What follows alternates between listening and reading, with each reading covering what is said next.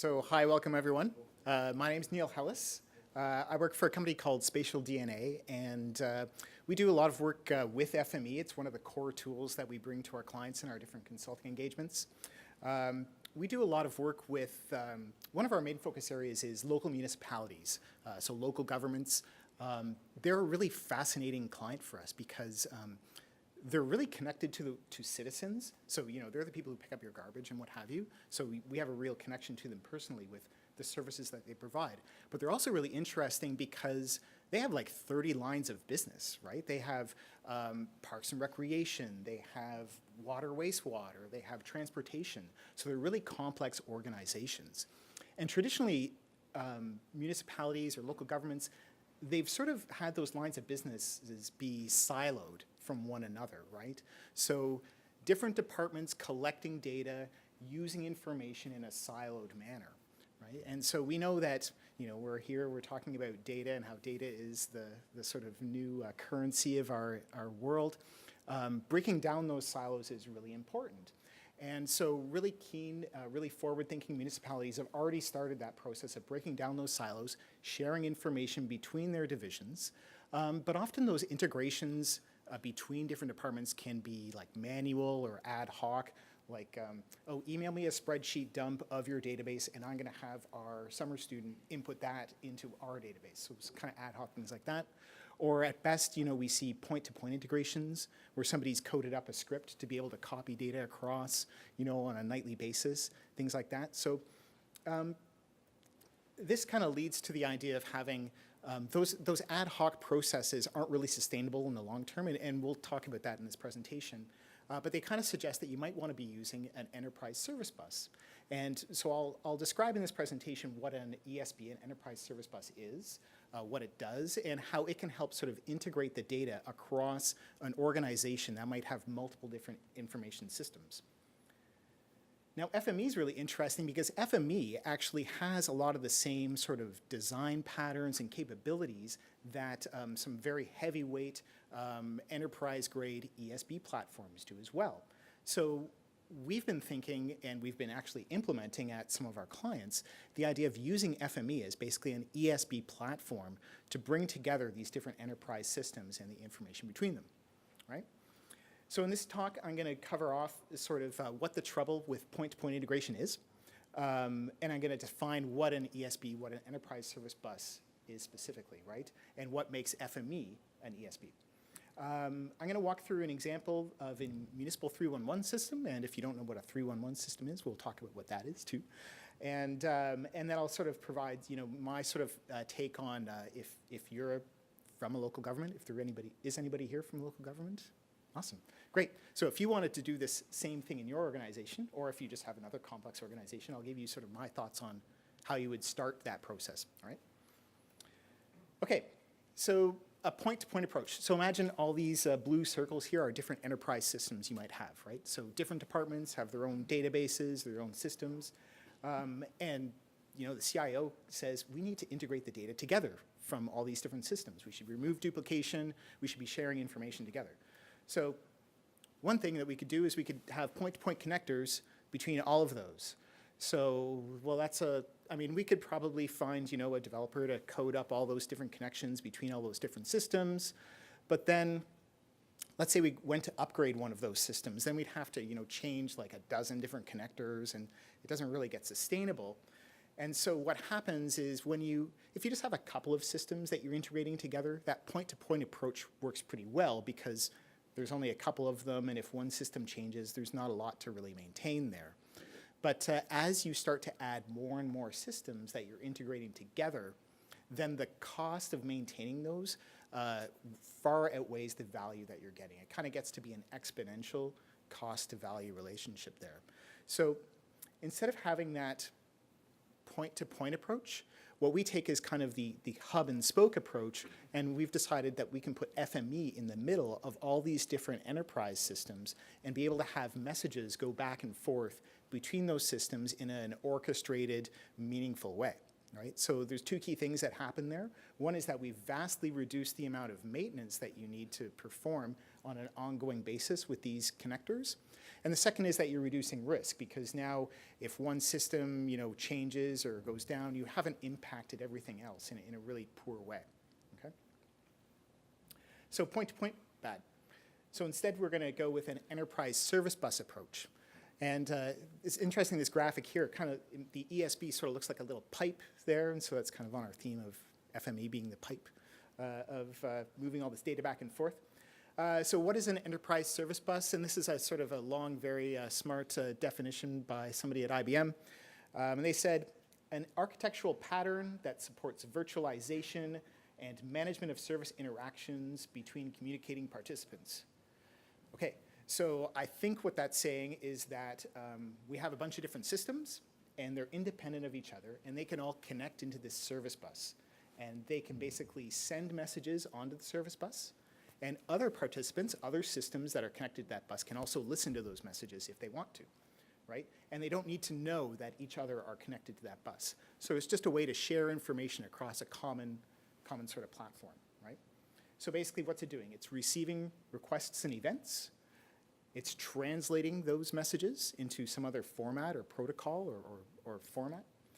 And it's routing those messages to the relevant systems, the people who are interested in it, right? So that kind of sounds like what FME does, right? FME basically reads information from a system, translates it, moves it out to a writer to another system, right? So FME kind of has a lot of similar capabilities to a traditional ESB, right? So ESBs basically route data between systems, and FME can do that. FME has different testers or things like that, so it can intelligently determine where the data is going to go in your workflow. It can send it out to other systems using, say, like the server notifier, suddenly publish it onto a topic. Transformation between formats and protocols. So we know that FME is really strong in that. So I could go from JSON to XML, and then XML back to JSON, or to some sort of weird text format or something like that. ESBs can either have asynchronous response, or they can have sort of a synchronous sort of request response kind of approach.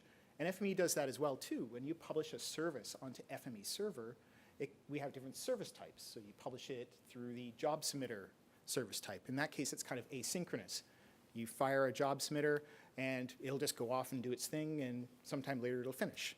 Or you can publish it as the data streaming service type, in which case you're going to publish it, you're going to run that service, and you'll wait for the response to come back, and you get it. So asynchronous and synchronous approaches.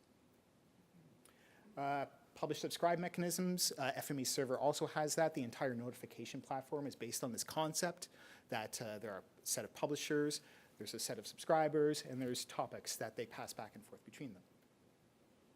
And events and messages, those are really just the kind of protocols or the types of messages that come out of those publishers or subscribers too. So FME also shares that capability with a traditional ESB. Extensibility, pluggability, this is just the idea that new participants, new systems can attach themselves to that service bus. There could be new message types that come on board. FME can do that in a number of different ways. Chaining topics together is one way that it does that. You can have multiple subscribers, multiple publishers all going to the same topic, those types of things. Finally, excuse me, metadata is a really key thing of an ESB, where if you have dozens of systems all connected to this bus, people need to know about it so that you're not duplicating the same services that you're publishing, sending the wrong message that you expect. The FME server API is really good for that. I've seen a couple presentations over the last couple days on using that server API to be able to extract the metadata from server so that you know what's already there and how to use it properly. Okay, so let's look at an example, the Municipal 311 system. So we've been doing a similar project with a number of municipalities wherein they've been implementing a new 311 system. And if you don't know, 311 is kind of like the non-emergency version of a 911 system. It's basically where citizens can connect with the city or a municipality and ask a question: when is my garbage getting picked up? Or they can lodge a complaint, like there's a pothole in front of my house, come fix it, those kinds of things. So There's usually different channels by which they do this. They could either call, they could email, there's usually a web portal, and that all goes into some sort of like a CRM system, say Salesforce, for example. That captures those citizen service requests, and then we have to do something with that. We have to route it to the correct department, okay? Virtually every municipality uses ESRI for their GIS. I mean, there's a couple of exceptions, of course. But let's say in this case, we want to be using ESRI as geocoding or address validation. The citizen types in their address, but they failed to enter in their postal code or something like that. Or one of our back office systems needs to know the specific latitude and longitude of where that address is. So we'll use ESRI for that. And then, of course, every department has their own work order management system. Cities don't like to choose one. Every department chooses their own. So you might have the water wastewater department using Maximo. You might have the transportation department using Amanda. You might have the parks department using CityWorks. So we need to be able to facilitate moving this citizen service request to the right back office system in a way that's meaningful to them. And then at the same time, be able to capture status changes that happen in those back office systems and move them back up to the where the citizen entered in their service request so they know that it's being acted on and they know when it's completed, right? Okay, so let's tie them together. Except if we tie them together using that traditional point-to-point approach, now suddenly we've got like a dozen different connectors that we have to build and maintain. So we know that's not sustainable, right? So the other approach, of course, is to use FME in the middle of this. It's the hub that we can take messages from any one of these systems and transform them and route them intelligently to other systems that we've connected to our service bus, all right? So how does this work? So in the middle, we've got FME server, and on the sides, we've got our different enterprise systems, right? And each one of those enterprise systems has different ways to communicate. Some of them have REST APIs like ESRI. We've got SOAP APIs and Amanda. We have JMS queues. We have other outbound messages, direct database access. So different ways that FME is going to be connecting with those systems. The first thing we do is we create a number of services that we build in Workbench and we publish to FME server. And that first set of services are basically readers or listeners for each one of those different systems to be able to capture a message from those systems, read a message, and be able to transform it to some sort of common data schema that we have. So in this case, if we're talking about citizen service requests, we have to have a common schema that matches all the other systems in how they capture service requests, right? So we've got a reader or a listener for each one of our systems, and those readers or listeners will publish some information to some topics on FME server. So for example, we might have a topic called new service request that just captures data about a new service request. A pothole at the corner of Yonge and Bloor reported by Neil, for example. Or a status change. Oh, this service request 123 is now in process. Something like that. Conversely, we also have writers. So all these writers to these different systems will be listening for those notifications on those topics. And if it's applicable to them, they will write to those target systems. Again, we basically just build a connector to use the API or the other messaging platform that each system offers. We convert that sort of common model into the application-specific model, and we fire the message off, right? So that's sort of the architectural view of things. And what have we learned there? So remember, we talked about all the different capabilities of what an ESB, an enterprise service bus, has. We just sort of went through a number of those there. So publishers and subscribers, being able to respond to external events, having scheduled tasks, inbound and outbound APIs, the canonical model, that's really important. That's that common model that we determined that sort of matches all these different systems there. All right. So getting into some workspace stuff, which is always fun. So here's an example, a very like a high-level example of how we would receive a message from one system, right? So in this case, we're grabbing an outbound message from Salesforce that says, here's a new service request. Okay, so we grab that. It basically comes in as XML. We know something about the structure of what that message looks like. So we use an XML fragmenter to pull out the section we're interested in. That creates a feature for us. And we scrap, some of the stuff that we're not interested in. and then we just sort of log that for some from details. So that's decoding the input from the input system. Next, we convert it to that canonical format that we've determined in conjunction with our business analysts, and we use schema mappers for that. So that's basically, we're translating the attribute names from one system to our common model. As well, we sometimes have to convert the attribute values to a common set of values. So one system might have a different set of allowable status values compared to other systems. So we have to do some things with both attribute names and attribute values. Potentially, we're enriching the content. In this case, we're calling a geocoding service. So this is our Esri platform. We're just basically using an HTTP caller. We're grabbing some extra information. We're adding that onto our canonical data model. And then finally, we're notifying interested subscribers. So we're using the FME server notifier transformer to basically publish out to that topic. Okay? Now, listening on the other end are the workspace subscribers that have been published on the FME server. They're listening for that topic, new service request. And if it's applicable to them, they're going to grab the content of that topic, right? So it comes in as text. It's basically JSON. So we do a flattener to basically pull out features, expose the attributes that were of interest. And then we have to do that reverse process. We're converting from the canonical model, the common model, to the schema that's specific to that target system. So again, we're mapping attribute names and some attribute values. And then that's it. Basically, we just fire it off to that target system. Depends on what kind of API endpoint it has. If it's REST, it's quite easy. We just use the HTTP caller. If it's something else that's weirder, which we've seen, maybe we have to do a direct database write, something like that. So that's really, in a nutshell, what it is. How can you start to implement this within your organization? So what we've found is don't try and attack all of your different systems all at once. Choose a single use case that you think might have some good business value. Perhaps where you've already mapped out the business process. Maybe there's already an existing manual process that you're doing to move data between a couple of target systems. So just start small and prove out the kind of capabilities that we talked about today. So the publish notification system in FME, developing a canonical model between two systems. Once you've identified that sort of initial test use case, determine what the capabilities of those systems are. Specifically, like how can you send and receive messages to them? Not every system, in fact, very few systems have like an eventing system, so you'll have to be able to query it, on a periodic basis to find out if anything has changed or things like that. Find out if it has an API you can easily use, or if you're going to need to develop your own connector to it. The canonical data model, so once you've come up with what that schema is, that's important because you need to be able to translate this between all these different systems.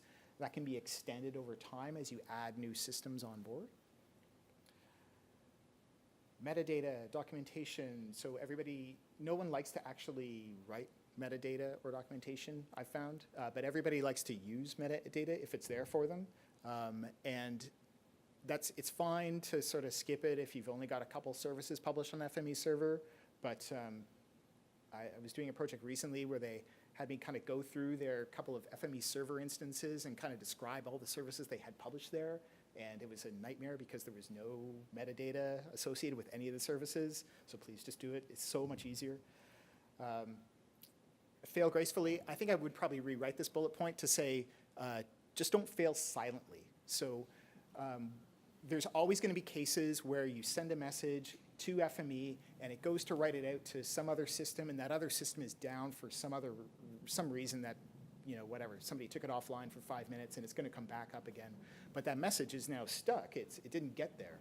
So just think of all the different cases where messages won't get through and come up with some system to either at least notify somebody that it didn't go through and where they can look for that, or implement some more fancier error handling, like retry every 5 minutes, and then if it doesn't work after half an hour, you could cancel it and send an email to the admin or something like that. So consider the modes of failure, especially if it's mission critical data that you're sending back and forth. And I think that was all I was going to talk about today. So I'll wrap it up there and take any questions. So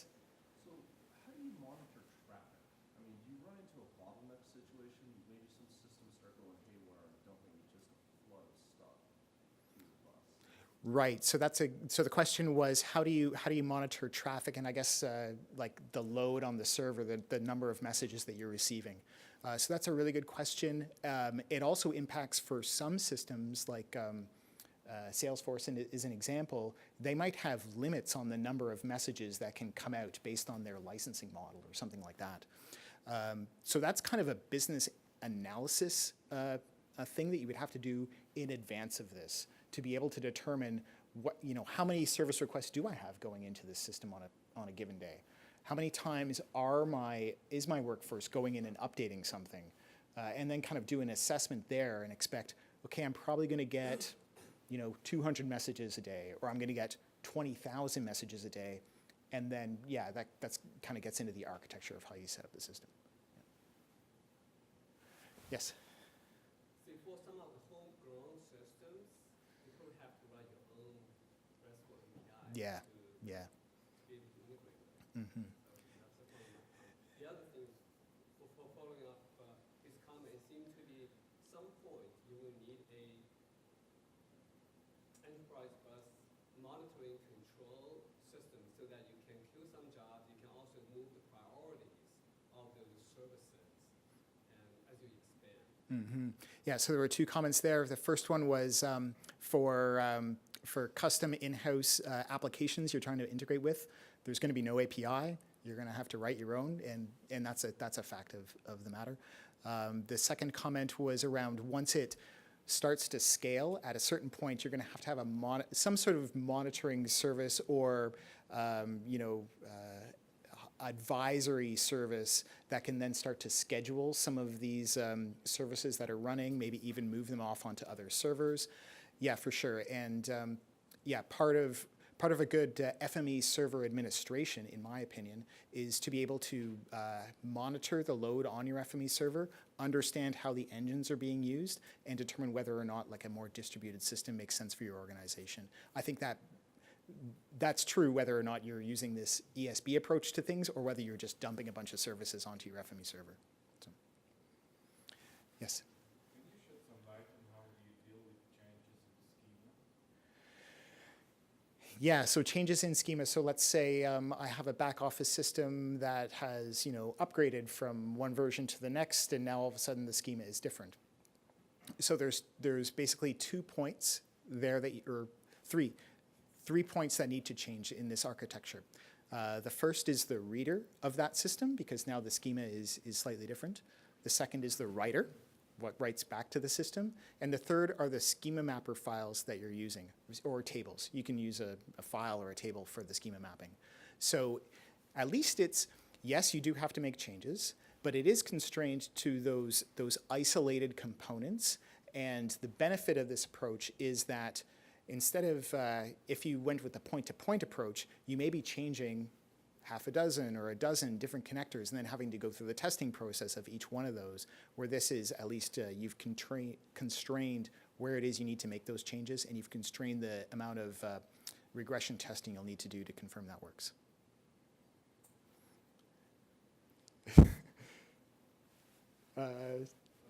Sure.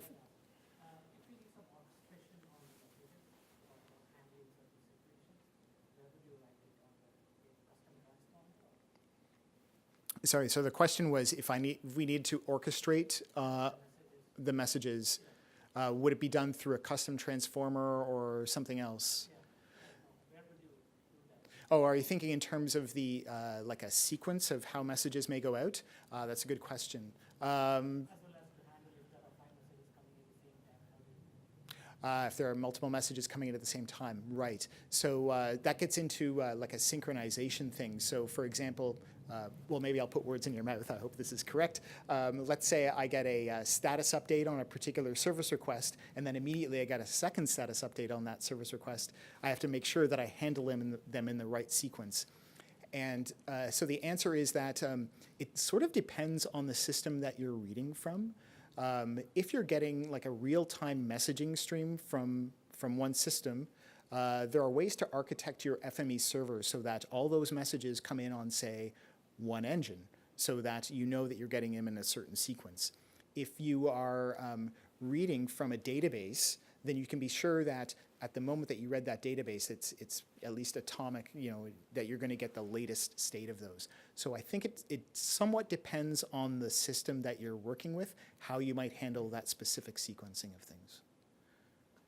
Yes? I'm just curious, compared to some, say, more traditional ESB tools out there, are you seeing gaps in terms of FME servers capabilities that you'd like to see some development on that would make it easier for server to support ESB in general? So the question was, are there capabilities, or are there gaps between FME and more traditional ESB platforms like, I'll guess like MuleSoft, or I think IBM has a big one built into WebSphere.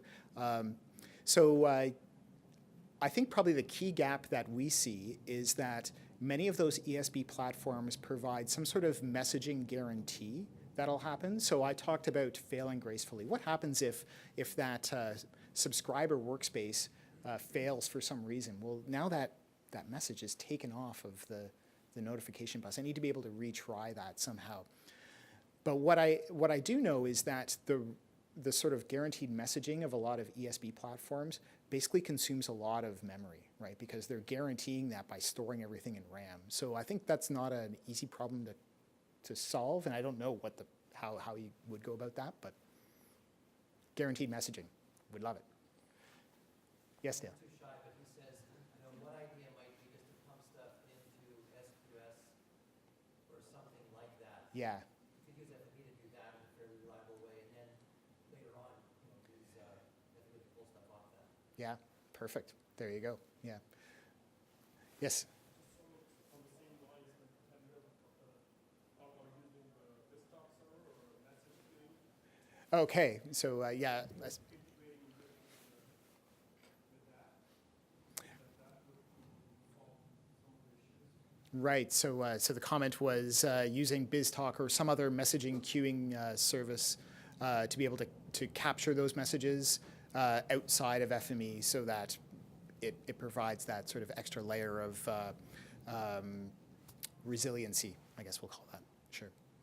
Yeah. I was also curious if this may be related to like failover in general, like that, how resilient you make systems, sort of active, passive, or failover. Yeah, failover is the big question that we get asked about.